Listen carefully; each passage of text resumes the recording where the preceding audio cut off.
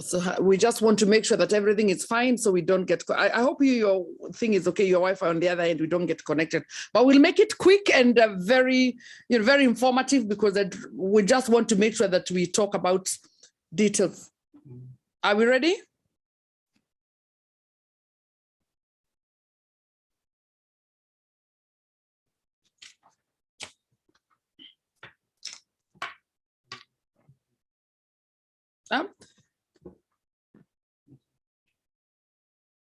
Right, it's on UCAN TV. We are getting ready to get started. We're getting ready to get started. Thank you very much for waiting. And we are looking forward to really making sure that tonight we've had good discussion. Are you okay, my guest tonight, Jennifer?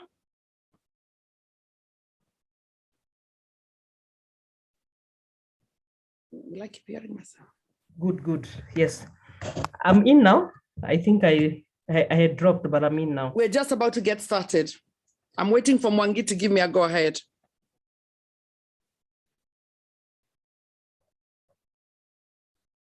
Yes, we are. Yes, we are. Hello, viewers. Thank you very much for joining us tonight. I'm waiting for you to join in this forum tonight. We're talking about a very controversial subject. I know it's very controversial because I do not believe there's anybody who'd like to go through this. We're going to be talking about divorce. Divorce can be, I have seen friends who've gone through divorce. Very messy, very emotionally draining. And of late, it's been too much that we ask ourselves, what is going on? Why are so many people who married in love getting divorced? So I decided, I'm not divorced myself, but I have friends who've had divorces left, right, and I wanted to find out from one of them who I knew she was going through divorce. Today, our guest is Jennifer Wachira. Welcome to African Acts Jennifer Wachira, right here in London. The topic is not just for those in Kenya. The topic is global. Divorce is global, and many people have seen it. So Jennifer, welcome to the program. Thank you very much, Janet, for giving me this opportunity. I'm glad to be here. Yes, and I'm glad to join in the discussion. Thank you very much, Janet, for giving me this opportunity. I'm glad to be here. Yes, and Go on. Yes, I can hear you. Right. So now, Jennifer, I remember when you fell in love. Do you know what? That was such an amazing time, because viewers, Jennifer is a personal friend from when I was in primary school. Her dad was my teacher in primary school. So Jennifer is somebody we visited each other, our homes, and you know what? I'd slept in each other's home, and we have been very, very close for years. So when I went to my university in Moore University, Jennifer was around with me, and she was also doing her studies. And at that time, we had said to each other, being friends, brought up in Molo, we had said to each other, not getting in a relationship. But when you find somebody you love, when you're that young, you can't keep your friends, you know, what you had said with your friends, you fall in love. So I fell in love with now my husband. Jennifer fell in love with the former husband. It was love at first sight, an amazing love. So Jennifer, you are so much in love. We envied what you guys had over the years. You know what I mean? Do you remember about your love life? What you really loved about that relationship? Wow, Janet, you've taken me back in those days. And I know... Jennifer, can you hear me? Yes, I can hear you, Janet. I can hear you very well. Yes. Wow. Yes, I can hear you. Yeah. But there's an echo. There's an echo. So I hope you can hear me as well. Yes. Okay. Yeah, so as I was saying, I remember those days back in Eldoret, Janet, and as any young person, you get to, you know, you're looking forward to a future. And I know at that time we were good friends, and even I can talk of accountability partners. Whatever happened to me, I had to share with you. Whatever happened to you, you had to share with me and all that. So I agree that you knew where it started, you know, at the beginning. And for sure, it was rosy. It was really something nice, something to admire. And it was love at first sight. And you know what I really liked about it? And what I can say, I think I really loved those happy beginnings. Not really considering, maybe because of age, not really keen on looking at so many things. Maybe there were red flags then, but I wasn't keen. You see, once a girl, you're in love, you're in love. And now any other thing that comes, for sure, you don't take keen, you're not keen on them, or rather, you don't give them much attention. And for sure, at that time, I couldn't tell anything that was wrong. For me, I just saw this guy, loving guy. And you see, that time as a young person, anybody who could take you out, you know, that was it. And I loved everything about that, you know. And then you got married. I mean, you had the first child, you were still blossoming. You know, I remember very well, you worked hard even to pay some of his school fees or to give him pocket money because he had not finished his university. So what was that like, being able to support your partner as a woman? And we were not brought up like that. You see, Janet, at that time, what I was seeing, I saw a future in him. I saw somebody that we could do life together. And so anything that could stop that, I had to come in and assist, you know. And I remember I was privileged to finish school early and get at least some source of income. So, and I was in a position at least to support him so that he can also finish, so that we start life together. And that's why I got myself to that point, not knowing is maybe a mistake that I did, just showing at that point that you are able to give or support to that point, and not supporting because somebody did not have, you know, the campus life, somebody had chewed their money, now the money was not there, so I had to come in and do what? and bail him out, yeah, because I was like, I could see a future in him. And even getting there, it was once he finished, you see, we had a future and we got back together, even to a point of getting our first child, which at that point still there was no sign of anything that that I could say was really a mistake. But what I knew at that time, he was not he was not employed, so there was no source of income. Mm-hmm. So at that time, he was humble. And you know, many people, when you don't have anything with you, you tend to be humble, you know. So there was no much of sign of misbehaving or anything. Yeah, so we all looked focused and looking forward to doing life together. Thank you. Thank you very much, Jennifer. And I say, viewers, we are on Facebook. So you can share the link. You can share the link to your friends, because we'd like you to get involved to this on this discussion today, because it's not just about me and Jennifer. It's about a lot of people that I know, that you know, that are going through divorce or have gone through divorce, and the challenges are not for anybody. We are a community. So when person is going through it, we all are going through it. Our children are going through it. So Jennifer, what signs did you start to see in him? What challenges did you start seeing in the relationship? And more importantly, did there happen to be more disagreements as you stayed longer in the relationship? What were the challenges that you really saw but ignored, or maybe dealt with it and stayed? Talk to us about that. Okay. As I have mentioned, Janet, at the beginning, we really had a humble life because there was no much of extra money to use. And once we got to a position, now he got to be deployed, and then he had this good job and he started earning. After some years, I started noticing some change, and one of them was like coming home late, which was not his habit, you know. So all of a sudden, I just got shocked. How comes, you know, after being in marriage, I think it was around 4 years now, 3-4 years. And then all of a sudden now he's going out late. He's coming home late. And then initially, even if he's out, we could go together. But this time he's not even, he doesn't want to go with me. He wants to be by himself, you know. And then in the process, I started just realizing even the communication. As initially we had good communication, this time he does not want to talk, or rather just communicate where he is, where he's going, or whether he'll be late, or something like that, So I realized there was something that was not right. And then as a woman, you become concerned. And I think at that point, I became a bit angered, just knowing where we had started. I'm like, how comes things have changed now? Is it because of the little money we are getting? Or why is all this thing happening, And when even I got to ask, it became worse, because he was like, I'm a man, I can do this, I can do that. And at that point, just remember, I was still young, and I'm still trying to adjust to this kind of change because I was not used to that kind of life. So I was like, this is too fast, you are changing too fast, Yeah.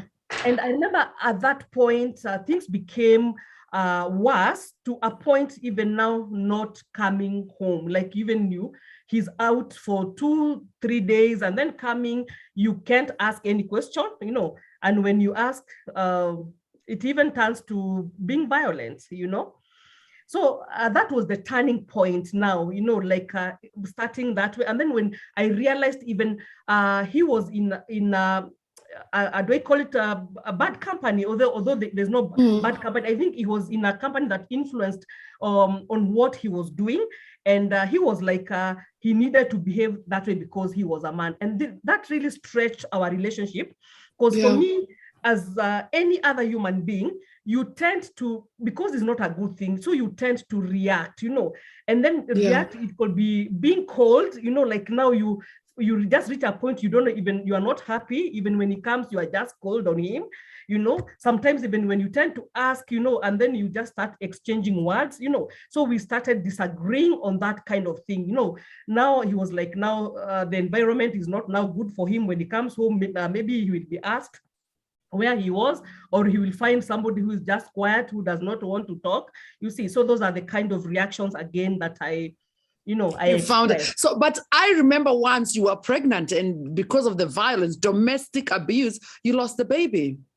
Yeah, because that must have been a very painful experience. It was. It's something even today I've never really come to terms, because it's something painful that I know I've never dealt with nicely, because it's a baby even I got to see with my own eyes. So the memories are there.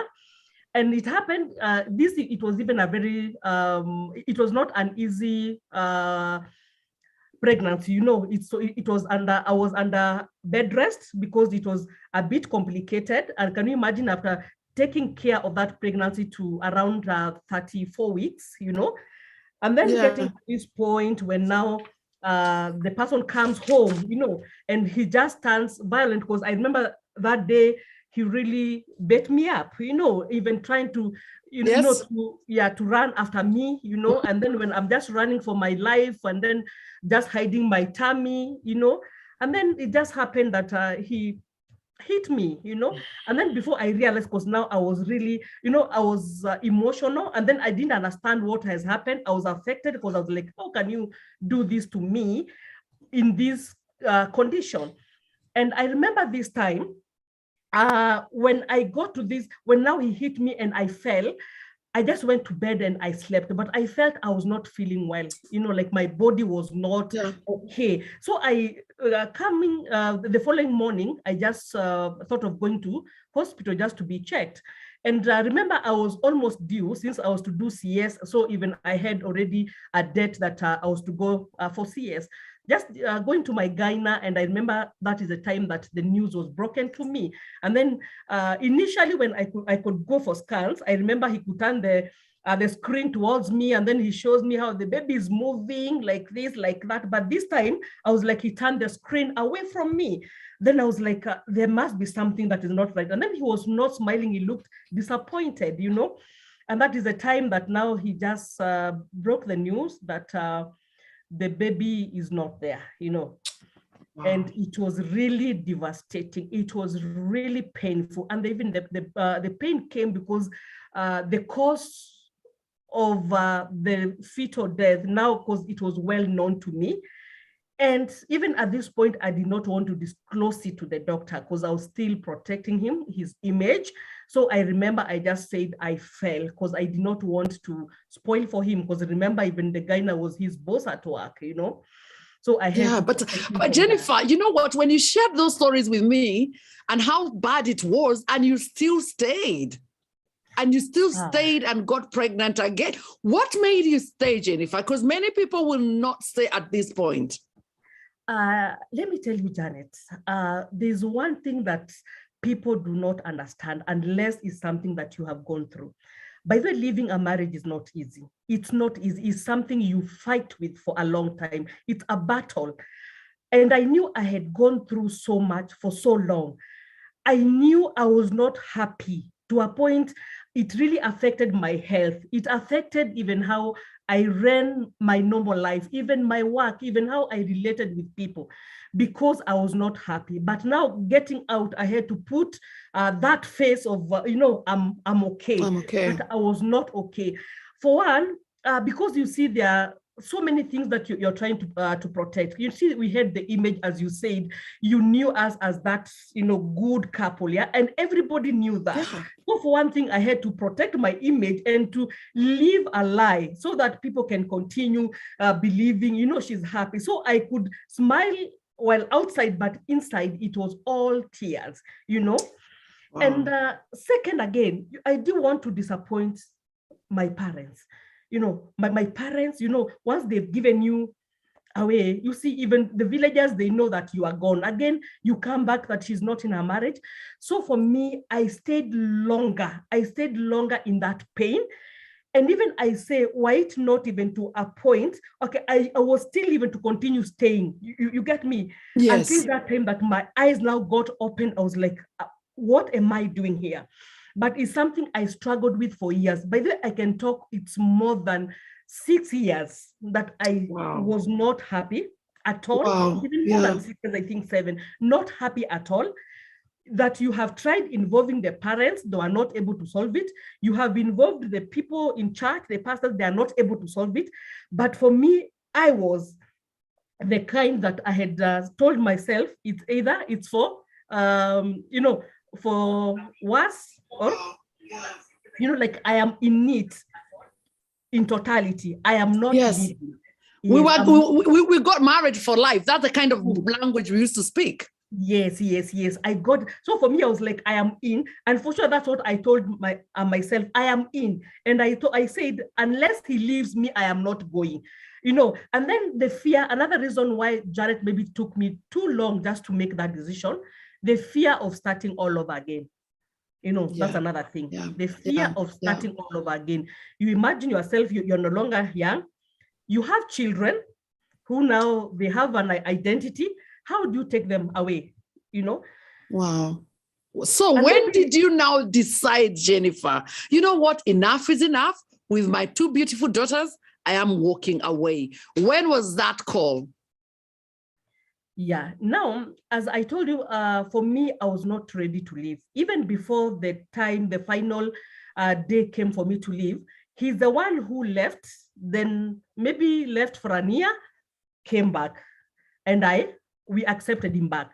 So it became a habit because he knew he will go when things don't work out for him out there, he will come back and find.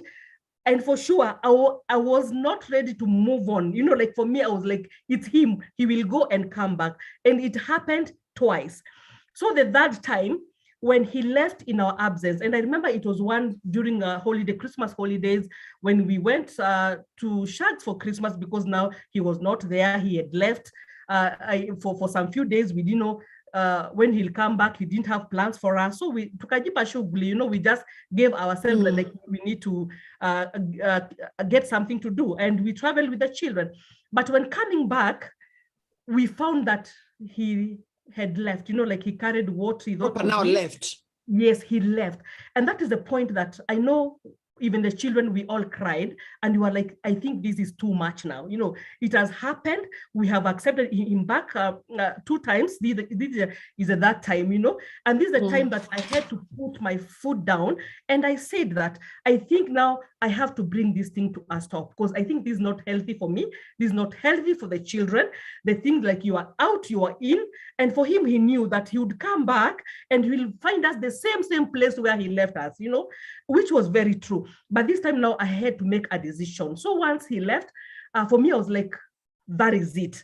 So even when time came for him and he started begging that he wants to come back, I was like, no. And I remember even one time I just woke up and he had written a message, like now he wants to come back, I've realized my mistake, forgive me and all that. And I was like, no, I think time has come that I've closed that chapter. Let me now try to do what?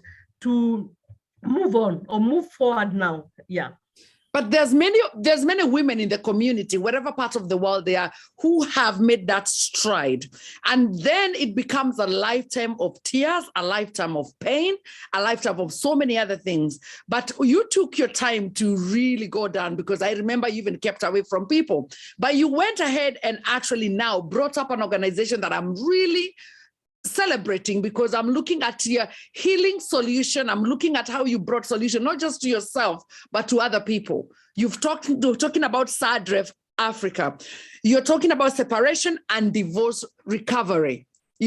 Separation and divorce recovery. So instead of many people dealing with pain all the time, you are now starting to bring information to people about how to get better.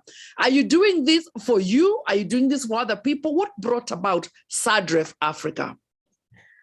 Wow, that's a very good question, Janet.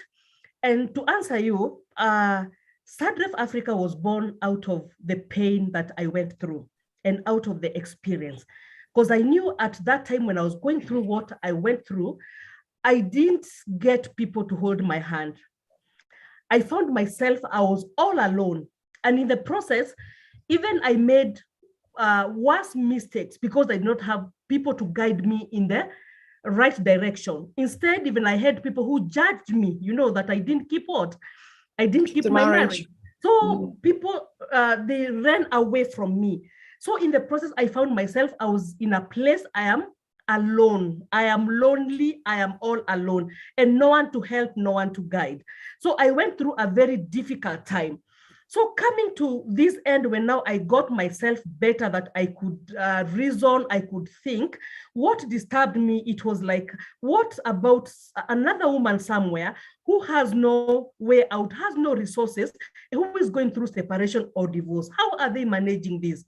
And that's why I thought of, I would really want to stand in the gap and support that woman out there who is going through separation or divorce or just a difficult relationship and or breakup, and they don't know how to go about it. Because Janet, this is a place that you can actually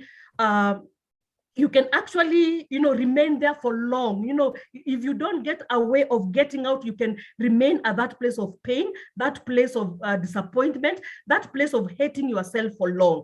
So I really was searching for a solution, not for me as you've asked, because I considered myself, at least I can see some light. At least I've gotten to a place I can reason, I can understand myself. What do I do about that person who is suffering out there?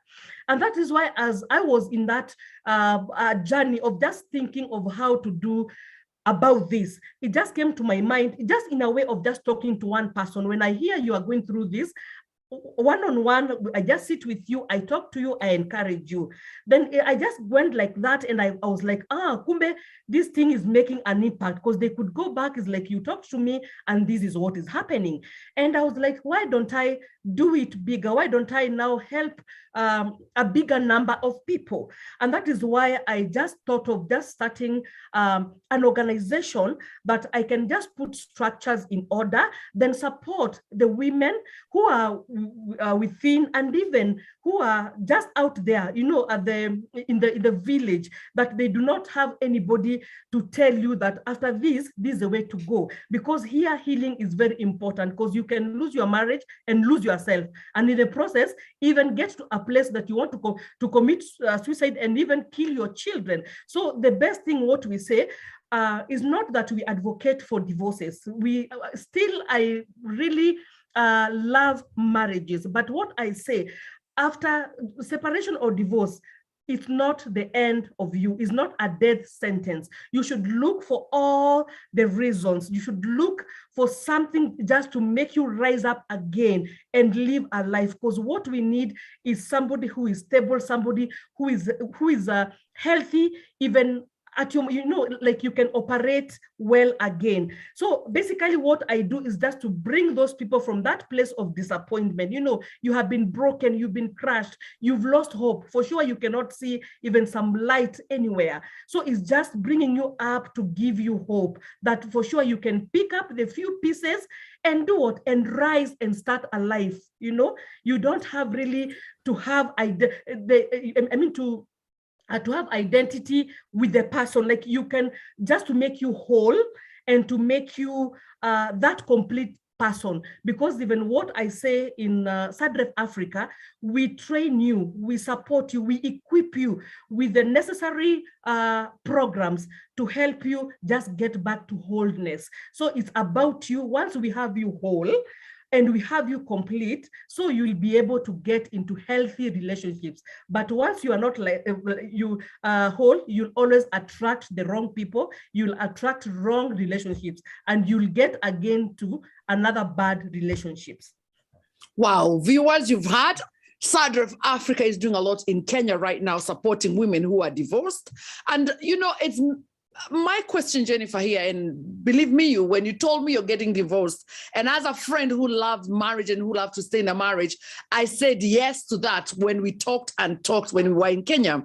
But I remember telling you, Jennifer, what about the kids? And you told me these kids belong to him. But what has it been like sharing the kids, or what has it been like? Because many people, especially in Africa, when people divorce, the kids belong to the woman. It happens. Although we know the kids are the men according to the culture, but living wise, they go with the woman, especially the Kikuyu culture. So what about you and the children? What did you have to do? Many people will tell you, we never want to see that man again. With those children, I don't want you to see them again. So many women will use that as an, as a rope for the man. Like, I don't care, see them again. What about you and your children? How did you make that relationship work? Or is he not in their life anymore? That's a very difficult stage to be in as children, Janet, because here we say they got themselves into a mistake that they never did, and for them, they are put in a position of to choose parents, because now once they go with one parent, you are left, and for them, they love both parents. So they're put in a place, it's very difficult for them even to think around that. And for me, I know at the beginning, it was very difficult, even to a point of getting to court, because we couldn't agree about the children, And when it becomes so difficult, and that's one thing even I would want to tell many people and tell the viewers that this is something that you shouldn't even expose your kids to, and exposing them to the court process. Because now once you get to a point that the two of you cannot agree, so you tend to go to court so that they can do what they can mediate for you. And to this, you can imagine subjecting the children to that kind of thing, subjecting them to maybe even them addressing getting to coming before the magistrate, and even getting to a position of saying, talking against the dad or mom, is a painful thing for them, because at that point, because of self-centeredness, we never think about the children, because these are the things that tend to affect the children later, because this is something that they will grow with, because they'll never forget of what will happen. And I know at the beginning, it was quite difficult for us because we couldn't agree. And that's why even court had to come in and just make that decision, you stay with the children, he'll be seeing the children, once a month, he was given access of the children. But even with access, you see, sometimes it's very difficult to force somebody to see the children if they don't want. Because even him, after even being given access, I remember he did not. I think he stayed for so many years, like even, I don't know, 3 or 4 without even looking for them, calling them or wanting to see them, even to a point the children themselves, they were asking, how do we get him? How do we get our dad? And you could feel they're feeling that, especially the older one, since she had grown with the father for a longer period, she was like, how, where did he go to? Why doesn't he call me? And all that. So it's something that it makes the children suffer a lot by lacking that, especially my children are girls, so even just not getting the father figure in their lives, you can imagine all kind of things. And even I know this one got them to some kind of behavior, disciplinary, like the discipline thing in school, that even sometimes I was called, they're doing this, they're doing that, and coming to see they're just expressing their frustrations. That's how they are communicating, since they have no one to tell about what they are going through. This is the way they are communicating about their pain. And I know they were involved in some a few scandals here and there, until I managed to get them to counseling, at least to be assisted to process the divorce. Because what we say, however much we go through divorce, even the children are going through divorce. So sometimes as adults, we tend to take care of ourselves, we forget about the children. And you see this thing will come later and affect them, especially when they get into relationships. They will not tend to know what is good, for them, since they grew in a toxic environment. They saw their mother being battered, or their father, so they'll tend to think that is the kind of how relationships or marriages are supposed to be. So we need to really work on the children so that they can be better even in their future relationships. Yeah. So, and co-parenting, Janet, is not easy. It calls for two mature people. It calls for two mature people, because co-parenting, because you need to agree and not be bitter with one another. And from my observation, I've seen it takes long, since you have to work on yourself. I have to work on myself to get to that point and agree. The two of us, we can't agree, but we have children. So yes, what is the way forward for the children? So that we agree, this is your responsibility, this is mine, and then we just be civil and take care of the children. Very few people get to that point. Very few people. Yeah. I agree with you, because me being a teacher, I have seen the children who are so amazing. When a divorce happens in the family, then they go out of order completely. The behavior changes. And I think a lot of us, when divorce happen, not many times would we think about the children, because this is an emotional attachment you've had with somebody for many years. So to break that attachment is hard. But I believe as a community, we need to get there where we're discussing these things so as we can really talk to each other when divorce happen. It's normal for people not to like each other eventually, because you've all grown up. You loved each other when you're young. You've grown up. Things have changed. Lifestyle have changed. And some people will just want to walk away because they've found maybe a better person, maybe according to their time at that particular moment. So yes, divorce is happening very normally, but I think my interest tonight is really on the way forward and the solution to the children when it comes to divorce, because there's so many who are crying. But you have made such a stride in bringing this solution to the people in Nairobi. I mean, you've had such a good uptake of SADREF Africa counseling. You've got people coming to you. In fact, it got to a place whereby I hear you're launching on Saturday. I am very interested with that. Congratulations, Jennifer, because you've done well to move from a crying moment to a moment whereby you are being the solution. But before we talk about those strides, Jennifer, a lot of us can always assume is a woman who cries in a divorce. Can SADREF Africa work with men? Do we have men who are also having such a difficult time with divorce? Janet, that's a very, very important point that you have brought it in. And one thing we assume, even personally, I was in that situation, I could see that men do not really suffer during the divorce or separation, until I got to a point, because I've worked with them, with many of them. I've worked with them in this journey, and the feedback that I have got from them, men suffer, and even they suffer a lot than women. But because they do not have the stamina to go through to speak, one, they keep it to themselves. Second, they don't know how to go through this pain by themselves. So the immediate thing that they do, they get themselves a woman. And another relationship, yes. Yes, they get into a relationship, and even the kind of feedback I got, they get a cover up. You get somebody to cover you up, since you cannot face this thing alone. So by the time you are going through this process, the time you'll open your eyes, you'll find that you got yourself into a relationship that you do not understand even how you got there. Since for you, you needed something, you needed somebody to validate you, to give you a shoulder, to help you go through that moment. But it was not about love, So men do cry, and they go through a lot of pain, and many of them fear to come forward. And the reason is because they do not want to expose their failure. Because once they come forward, they'll be seen that they failed in that. So they like acting strong.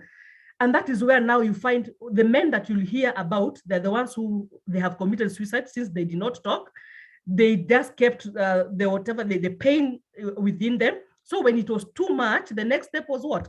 Either they commit suicide or they kill, Yes, So for me, is what even I'm telling men, a time has come for men to rise up, It's about you, it's about your pain. You are the one who knows where the shoe pinches, Just come forward and seek help. Because we have seen many men after that who have their hope, it has been restored. They have come back to themselves, and now they are doing better, Yeah, so for me, I'll tell the men out there, kindly do not cry alone, do not suffer alone, do not carry this burden alone. You can share with someone, you can seek help, you can just come forward, and then we see how to sort you out. Fantastic. Wow. You've had that.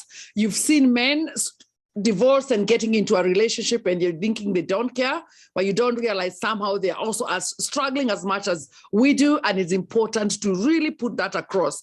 And when it comes to the children as well, they are losing as much. I always say invested. You invested in a relationship, and now the relationship is falling. And sometimes, you know what, if we were looking for reasons to get divorced, there's going to be a lot of reasons everywhere, even for us who've been married for such a long time.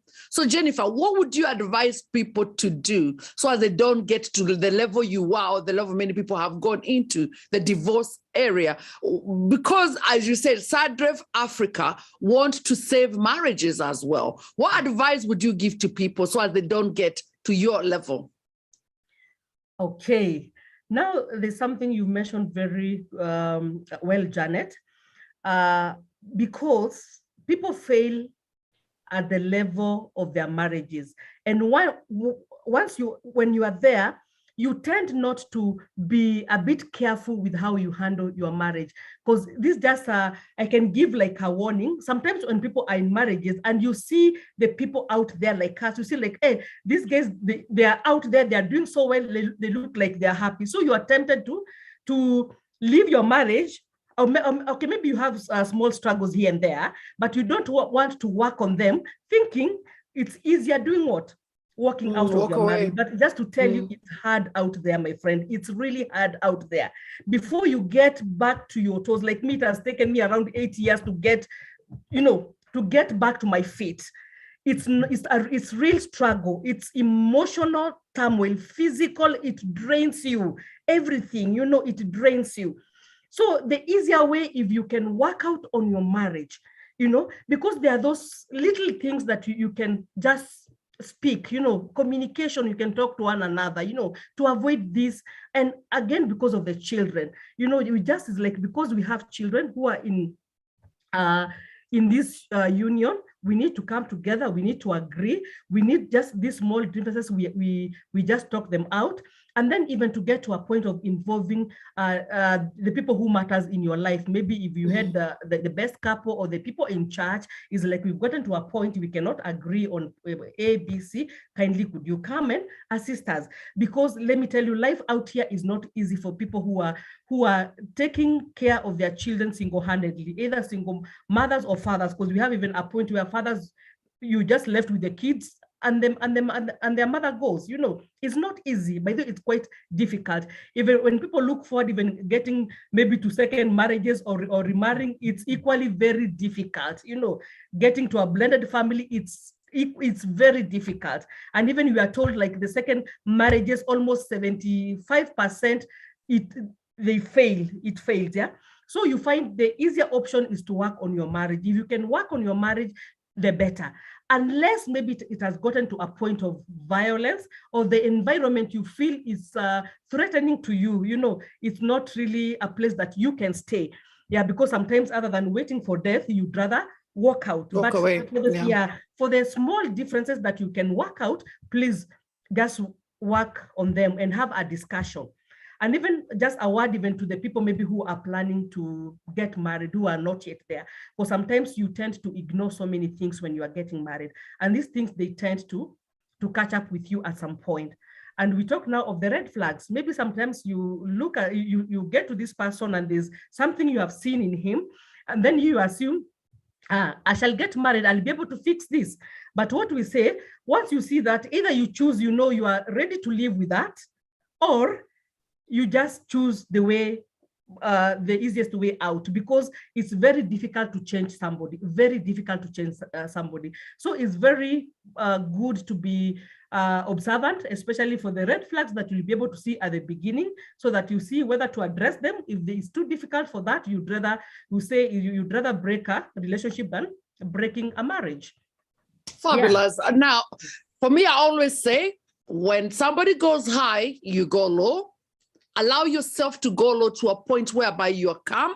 Don't address them when you're really in a bad mood, because we all get in a bad mood. We all disagree. No one has a perfect marriage. We all have to disagree once. But if you commit to making it work every day, before you go to bed, you're saying, we had a disagreement, but both of you are committed to making it work, your marriage will work, because the bigger picture is you want it to work. Both of you. But if it's only one-sided wanting it to work, then there's going to be a lot of problem. Now, Jennifer, you've talked a lot about things, but let's talk about challenges that happens in a marriage to bring these divorces. Well, sometimes you hear it's finances, sometimes you hear it's families, sometimes you hear it's domestic violence. Because now you've dealt with a lot of women in Nairobi, what issues are they bringing on the table? And you've said about it, one of the major issue is finances, because that is where now I think all the other disagreements come from, you know. And now when people are not able to agree how to share responsibilities, and even maybe have secrets on how much you're earning or your source of income, it becomes quite difficult to deal with that relationship. And that's why we say it's really nice at the beginning just to be open with one another. This is where I work in point A, and this is how much I earn. You know, you place it on the table. These are your responsibilities. These are mine, so that you don't have those secrets in marriage, because that is what now kills a marriage. And even we've had even scenarios where you have a husband, but they're not disclosing what they do. You'll not ask, is like, are you lacking anything? You've been bought for the best car. You are living in, I don't know, the kind of a house, but coming to learn later, you're dealing with a criminal, you know? Many people have landed themselves in a very, very bad place because of such things. Not just the way you think now, because they're providing everything, you don't tend to ask any question where they are working, what they are doing, you know? So it's good to be clear on that. Yeah, for you to be able to survive in your marriage, you know. And then another thing I can talk of is communication, because also that's a very thing. When it breaks, it's very difficult, because you'll find maybe somebody comes already, I feel there's something that he has done that I'm offended. And then inside me, I feel when I ask, I will offend him. So I keep quiet. When you keep quiet, it hurts you from inside. He did not know that he has hurt you, you know. So it's good to communicate, so that even he can know, or she will know, that this is the area that you know, that okay, I like things done this way, so that at least when you're doing that or not doing that, at least you know that is the area to do what, to go around. Yeah. So I think communication is very, very important, because once it breaks, that is it. You'll have nothing to discuss about, and it will be about you do your thing, I do my things, let's meet later, you know. So yes. Go on. You get me? Yeah. So another thing I can talk again is about families, and especially in-laws. That one I've really had a discussion and complain about it. Even we have people who they worked out and they said, my husband is not bad, but my in-law, this is what they did.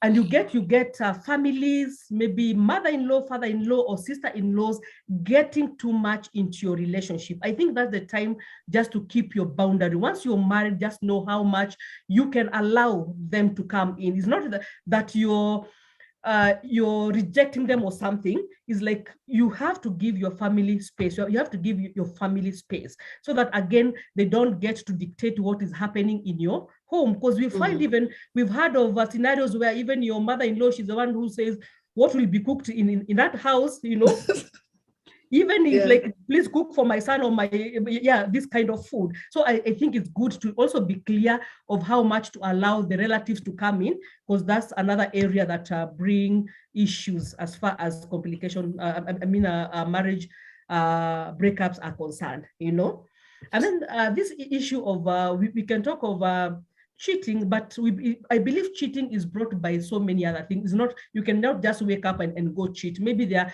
other things that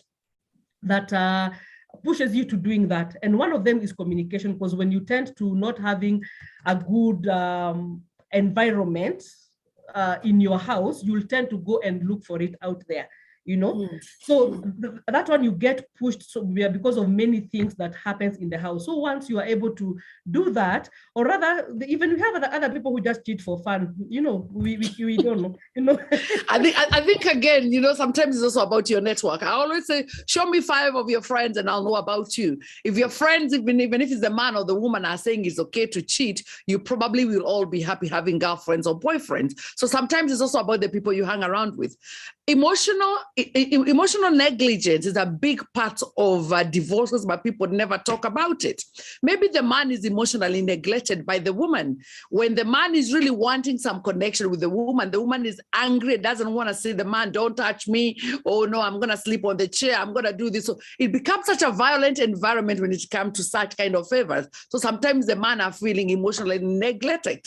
Sometimes the man as well comes and say, I've bought a house for you. You've got a car. I pay for everything. What else are you looking for? What do you want from me? So there's that going on where they don't realize that when you got together was because you were having such a good time together. You wanted a companion. You wanted somebody to share your life with. So if that is not happening now, emotionally, you're not connecting, that is going to lead to divorce. But in Kenya, we don't really talk about those emotions. Atuongei kabisa. So how can we really bring this topic? Because when I remember when you two were starting to date, you are holding hands, you are holding shoulders and laughing your head off. And then all of a sudden, you don't laugh, you just argue. So that kind of emotional breakdown, what do you think in Kenya we can do to bring that kind of language and kind of sexiness back into the house? Because you see, emotional abuse, it has the high percentage of victims, but because it has no physical evidence, you cannot show that you are emotionally, so it tends to be somehow neglected. So whatever it's seen is the physical abuse, but many people are suffering emotional abuse, high percentage and these are the reason, like the things that you desire.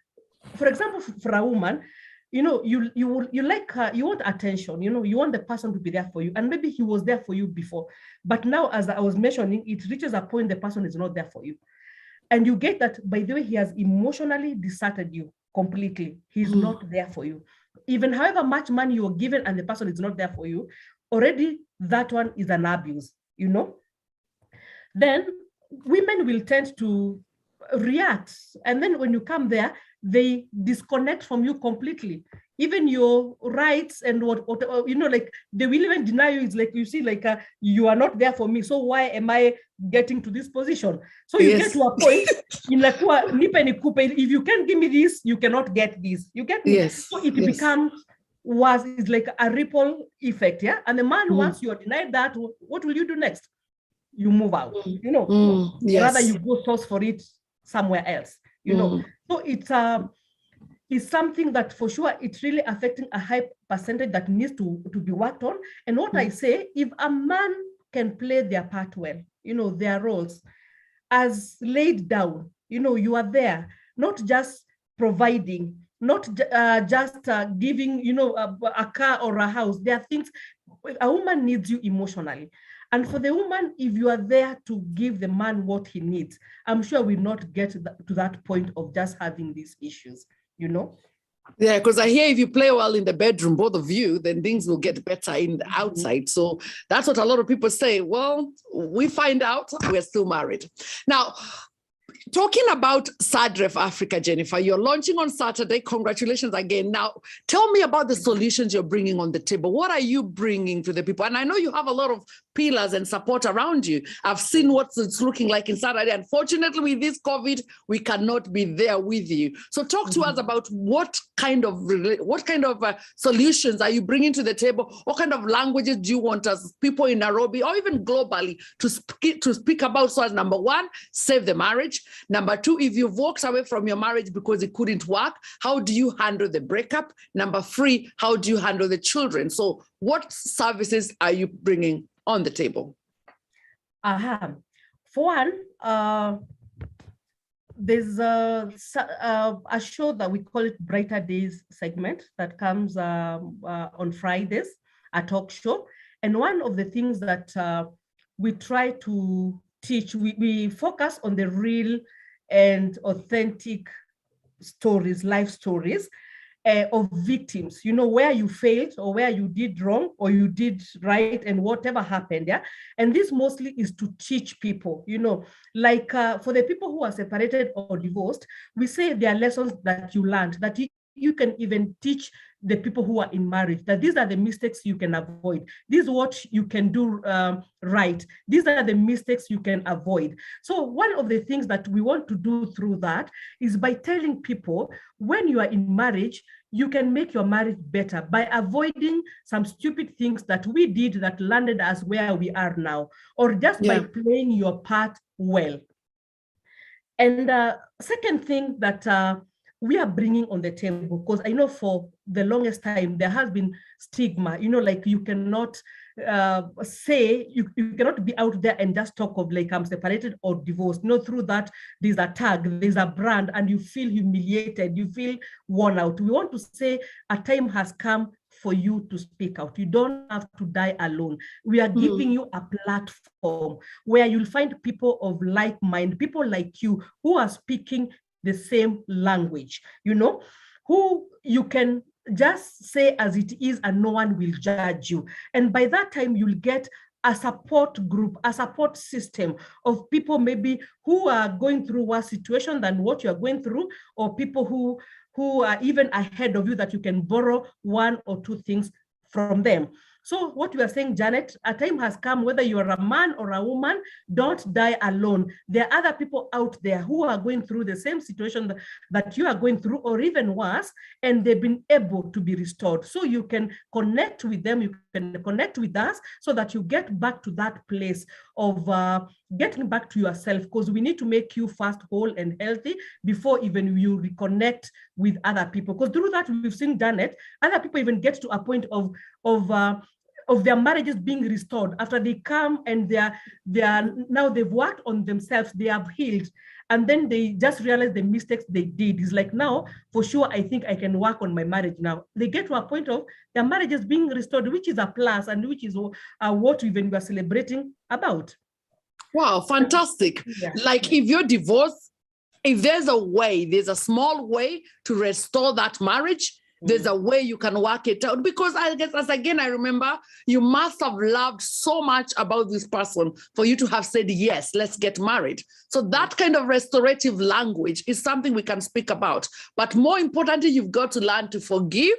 You've got to learn to forget. Because if you keep going back to the eras of yesterday, tomorrow will never be happy. The errors of yesterday will still come along and just really get to your face. So it's important for us to really remember that restorative messages. We're talking about blended family, Jennifer, because somebody like you, I'm also waiting for you to tell me, Janet, I found somebody, I'm falling in love. You know, my kids might have a stepdad, and you know what? Blended family. That's a new thing globally. A lot of people are really living well in their second marriage. What is that like? What is your advice for blended family? How do they share the children? What kind of issues do they have to remember to work on with the blended families?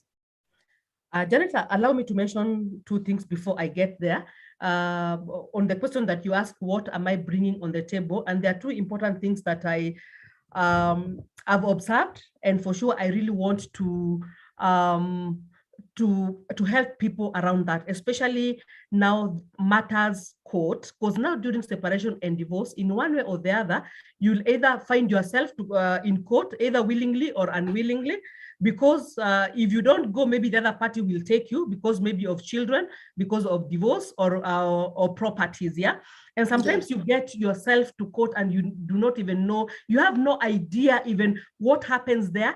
And even you get yourself into legal mistakes. So one of the major things that I do, and I have weekly legal awareness of forums, just to enlighten people, about what happens in court, about how to make things right so that you don't get yourself into legal mistakes. And even how, for sometimes you might even get lawyers who might not really tell you exactly what happens there. So it's just bringing that awareness so that you are aware in case you get yourself there. It's not a new environment. And even advocating sometimes, because when you are going through separation or divorce, you're really struggling financially. And sometimes you get this issue of court is really financially, it's really straining financially. So getting to a point is like, for sure, I can also represent myself because it's my matter. I know it better. I can speak for myself. So that's one area for sure. I was like, I knew I've been in court for over 7 years, just so for matters that I do not know about, just getting to, it has been very, very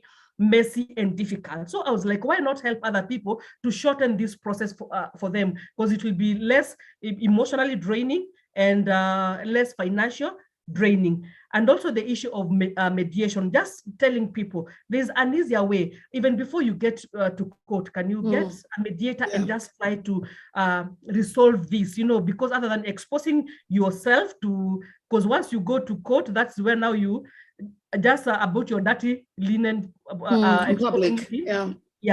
In public. So you can have a better and easier way through mediation to do it. And that's also another thing that you are doing through SADREF mediation. We are offering that, and also counseling services, because we are saying we need to have you to help you process what you are going through, in a good environment, and just help you go through that process. So back to your question about blended family. One thing, Janet, okay, by the look of things, like even for us, many of us, because we are a number of us, we are looking forward for the, we call it the grand finale, because we don't want to call it a second chance. When you say a second chance, meaning there's a third chance, we do not want a third chance. It's second and it's final. So we call it grand final. So, and you are looking forward, because everybody now, after going through the healing, and you feel you are in a better place, you feel now you can accommodate somebody now in your heart, you feel like you're okay, you can love somebody. So where next? You have children, and of course the person you will get, probably they have what? Children. So this is a place again to prepare getting into blended family, which is not an easy union, because now there's a lot of many other people you need to involve. And what we say, Janet, I will come with my kids, he's there with his kids, then don't forget, I am co-parenting, so he's somewhere here, and he has his person. So how many people are those? 4. On the left we are no, on the left we are 3. Then come this side, he has probably with the children, they're co-parenting. So you find is another long combination of people. So there is where you need to be very sober, you need to be very civil and agree. I've gotten myself into another setup that I really need to be positive about it, because now life is not, you don't need to be unhappy in the entire of your life. So this is something you need to take positive.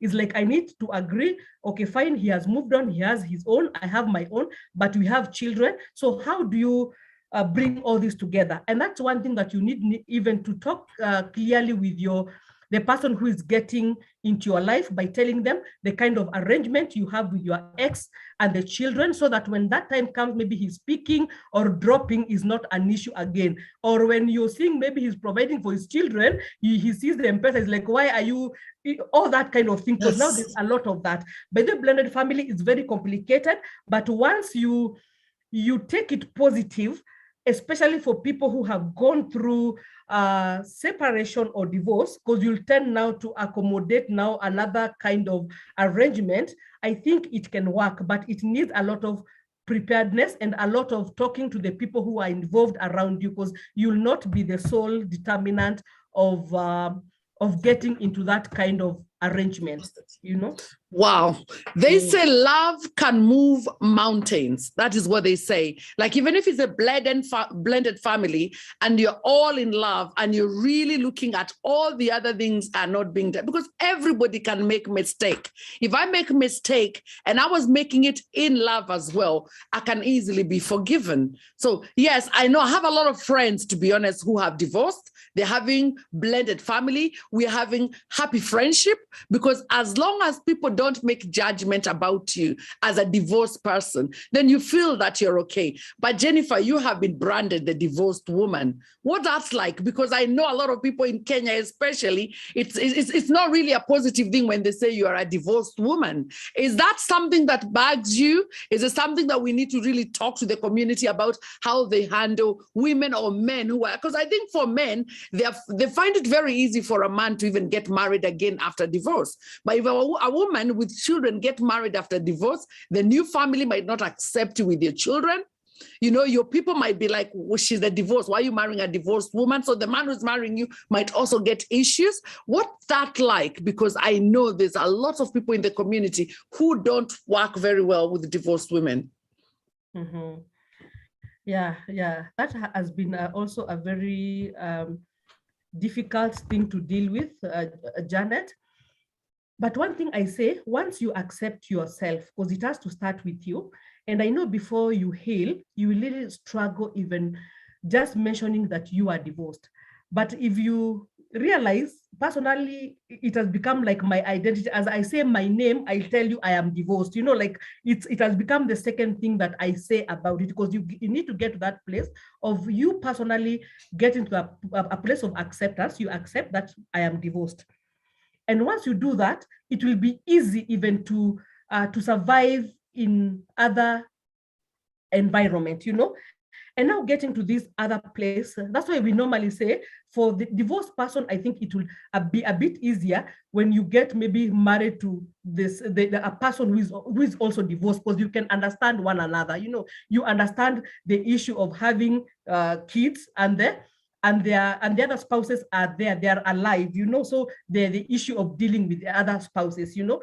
So, but now it could be maybe difficult getting married to somebody who's never been married before because of the families, and as you say, you know, that person is divorced. Although the society, I can say, they are slowly coming into terms and accepting that, by the way, this person could be divorced with children, but they can make a good wives, and maybe because of the experiences that they have gone through previously, you know. So I think the society is slowly coming to accept this kind of arrangement, and soon I think that will be, I'm saying, like it will be the requirement to also come. You have a child for you to get, you know, like, because it looks like they're the most responsible, you know, at least you've taken care of a child and all that, yeah.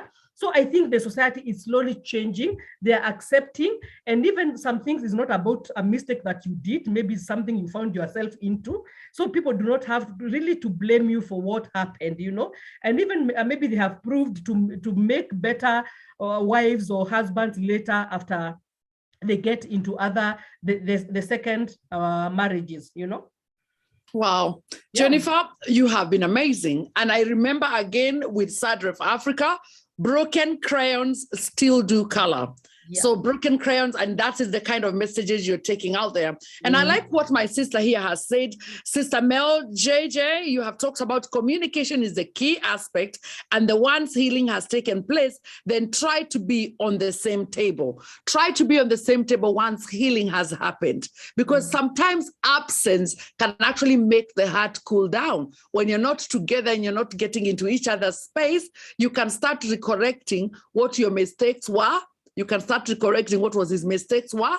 And sometimes you can think about things you could have done slightly different to make things work. Again, communication is the key. Viewers, today we are talking about marriages, we're talking about divorce, but we are more talking about solution after divorce, how to live better, how to heal. And we have Jennifer Wachira. Jennifer Wachira is the CEO of SADREF Africa.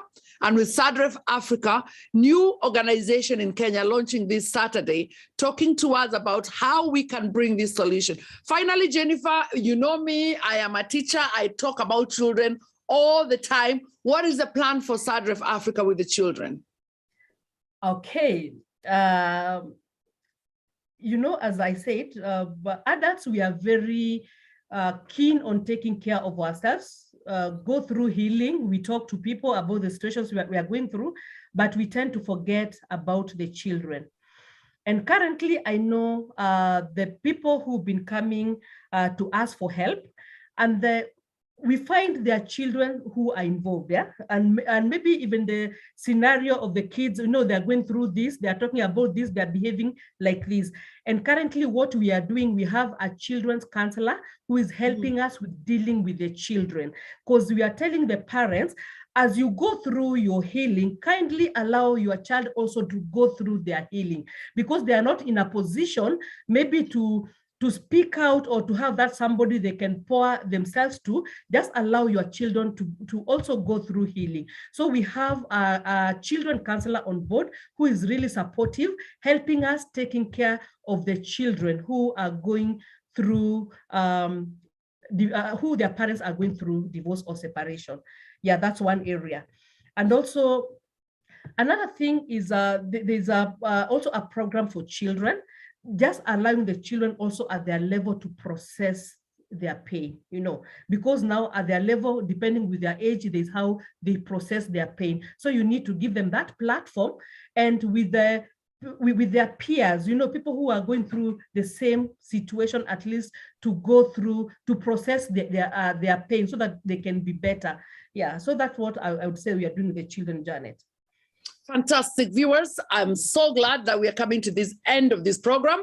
And as I said, SADREF Africa is launching on Saturday. If you have somebody in Kenya you'd like to sponsor to actually attend SADREF Africa event, on Saturday, you can pay for somebody for them to go and listen, for them to go and actually share this platform with other like-minded people, even those ones who are still married and they want to give support to their friends who are going through such a difficult time. Go and listen, because it's forums like these that can actually save your marriage. If you're having a hard time, listen to people who can tell you the mistakes they did in their marriages for you to be able to save yours. So Jennifer, talk to us about Saturday, what plans you've got in place for the launch of SADREF Africa. Wow. So I'm really excited, Janet, about Saturday, because this is a dream, this is a vision that now is coming true. I know I've been doing it undercover, you know, like unafanya chini ya maji, but a time has come for me just to go all out and deep, since the need is there, the people need help. And now one of the things that we shall be doing on Saturday is just to unveil the brand SADREF out there, telling people there's a platform for you where you can come on board and join with other people of like mind, and just get to share your experience and learn from other people.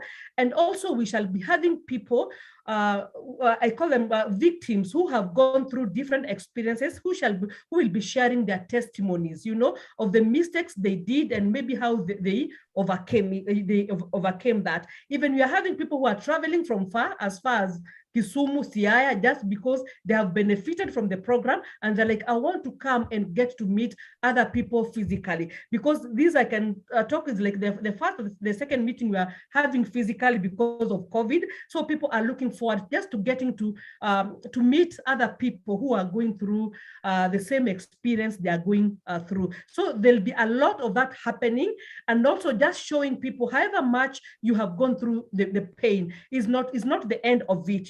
You can still laugh, you can still enjoy, you can still dine, you can still dance. So there'll be a lot of fun as well. Just getting to that moment is for sure. I can smile again, I can be happy again, I can network and mingle with people around, Yeah, so basically that is what will be happening. And there'll be a lot of fun and speeches just to help us get to understand what SADREF is all about. Thank you very much, viewers. Jennifer Wachira. And you can already see she's being supported by a pastor there, because don't assume that divorce only happen everywhere else. In church, we have a lot of divorces. We all, each one of us, know somebody who's divorced.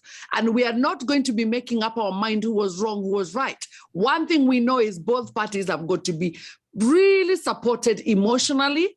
Some people have got to really be supported financially because they're going through a hard time with the children. There's going to be a lot of challenges when divorce have happened. It has not happened to me, thank God. We just got married just the other day, or remarried, or just really celebrating my marriage. And obviously somebody like Jennifer was part and parcel of that in absentia. So it is people around you. Be in their life when situations are happening. Good situations, bad situations, you need friends around you to keep you. Now, let me say this to a lot of viewers out there. What is bugging me normally nowadays is because having that friend to lean along with have become very difficult. Your best friends could be the only friends who are actually sharing about the challenges in your marriage. Because I do think your best friends should be the ones who are bringing you close together, trying to solve solutions when things are happening at a very early age. But the situations of the societies we've actually built for ourselves and for our children is a society that is not really sticking together. So my really challenge tonight is to say, let us support each other, so as you don't see your friend going through divorce and there's something you could have done to really stop it. We as a community have an obligation to make sure that families that are formed in our networks stay strong. The children that are being brought in our network are being brought within their families. So if there's anything we can do, it's all we take ownership. And I see this without hiding anything, that a lot of my friends who've gone through divorce, I wish I had said something. I wish I had seen something before. It's important for all of us to do that. So Jennifer, congratulations for even putting your life at the front line. I know that must not have been easy to really be the one talking about how difficult it was for your marriage and the time you decided to walk out of that. I know it's still, I can already see you. You needed the marriage to work. It didn't work. So there's still a lot of pain, but you are healing slowly by healing others. So congratulations with that. We're looking forward to hear more about how SADREF Africa goes on Saturday. But find a final message to our viewers. What's your final message as Jennifer, CEO of SADREF Africa? Wow. My final message, what I would tell people, and that now my tagline that I talk of, broken crayons still color. So you might have been broken, you might be crushed before, but that is not the end of you. You can always, you still have a purpose, a meaningful purpose in this world. So you can rise up to your purpose. So it's an opportunity for all of us to rise up, and not just by ourselves. There's a relative, a neighbor who needs support, who need assistance. Be an ambassador out there. Don't talk about them. Don't bring them down more. Just try to hold their hands and bring them up. And for the men, this is an opportunity for you. Just come on board. We are here to support you. We are here to work with you. Watch out for SADREF Africa. Coming Saturday, we shall be launching it, and we shall be doing amazing things on that platform. So be on the lookout. Thank you so much, Janet, for the opportunity as well of hosting me. I'm very, very excited. Thank you very much, Jennifer. And viewers, that is our end of our program today. Talking about divorce, we're talking about recovering from divorce, solutions you bring forward, and how to really take care of yourself and take care of the children after a divorce episode. Viewers, thank you very much for watching. Until next time, Janet, African Act says goodbye. Bye.